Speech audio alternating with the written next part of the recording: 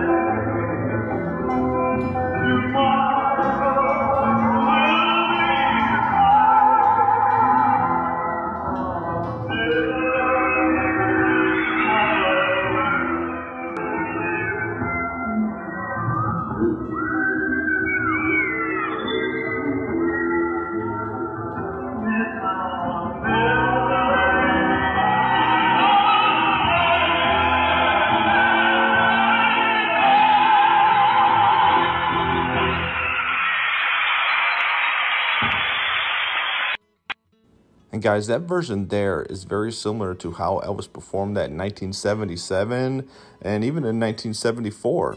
It's a little different from the 1970 version. Let me show you some of the similarities and differences from the first time he performed it to the last. Be mine tonight, oh tomorrow be too late. It's now or never.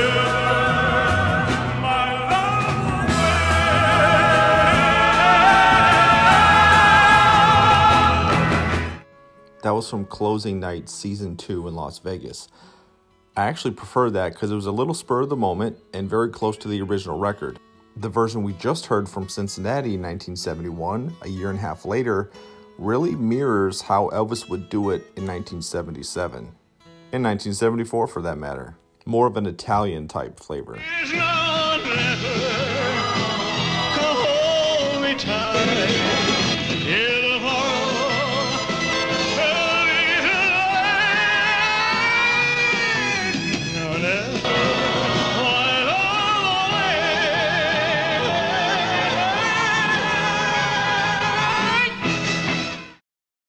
Alright guys, so you see the similarities and differences there, how that song changed over the years. in comparison to the Ohio 1971 version. This tour was fantastic. Elvis was energized and excited again to perform. I think one of the big reasons was because Joyce Bova went to see him throughout this tour, most notably Baltimore, which she had her and her family there. The footage is fantastic. Yesterday, those happy hours. Oh, they say that time.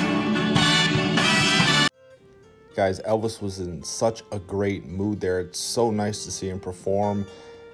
That's like the real Elvis to me, just footloose, fancy-free, carefree, for the most part. That was Baltimore there. Joyce Bova and her family were in the audience.